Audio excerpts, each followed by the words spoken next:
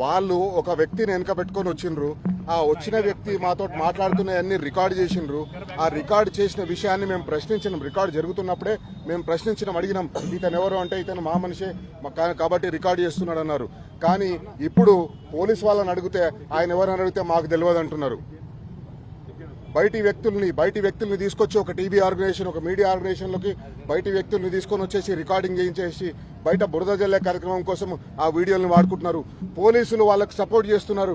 ఎవరైతే బురద జల్లే కార్యక్రమం చేస్తున్నారో, ఎవరైతే బురద జల్లాలనుకుంటున్నారో ఆ బురద జల్లాలనుకునే వాళ్ళ చేతిలో పావులుగా మారిపోయి ఈరోజు మా దగ్గర ఇన్వెస్టిగేషన్ పేరుతోటి వాళ్ళనందరినీ తీసుకొని వచ్చేసి ప్రైవేట్ వ్యక్తుల్ని తీసుకొని వచ్చేసి ఆ ప్రైవేట్ వ్యక్తులతోటి వీడియో రికార్డింగ్ చేపించి ఆ వీడియో రికార్డింగ్ ని సోషల్ మీడియా గ్రూప్స్ లో పంపించి బద్నాం చేసే ప్రయత్నం చేస్తున్నారు.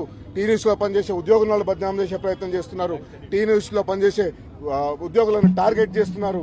వాళ్ళు టార్గెట్ చేసి వాళ్ళని అవమానపరిచే విధంగా, వాళ్ళ వ్యక్తిత్వానికి భంగం కలిగించే విధంగా, వాళ్ళ వ్యక్తిత్వాన్ని హననం చేసే విధంగా పోలీసులు ప్రవర్తిస్తున్నారు. ఇంత దుర్మార్గమైన పోలీసు వ్యవస్థని మనం ఎప్పుడూ చూడలేదు.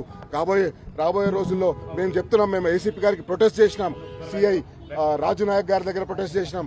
ఎవరు ఆయన, ఎందుకు ఆయన ఏమనంటే ఇప్పుడు సిఐ రాజు నాయక్ ఎవరైతే ఆయనని వెంట పెట్టుకొని వచ్చిండ్రో ఆయన మాకు సంబంధం లేదు, ఆయన ఎవరో మాకు తెలియదు అంటున్నారు. ఆయన వాళ్ళందరినీ వెంట పెట్టుకొని వచ్చిండ్రు.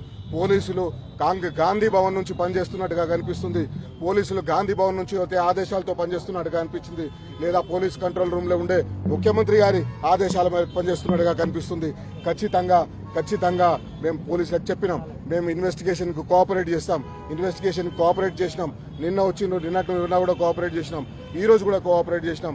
కానీ ఈ రకంగా దుర్మార్గంగా ఇన్వెస్టిగేషన్ అని పేరు చెప్పి రికార్డ్ చేసిన వీడియోస్ అన్నింటినీ బయటికి పంపించి పోలీసులు దుర్మార్గంగా ప్రవర్తిస్తున్నారు. మేము దీనిపైన చట్టపరంగా ముందుకు వెళ్తాం, చట్టపరంగా చర్యలు తీసుకుంటాం.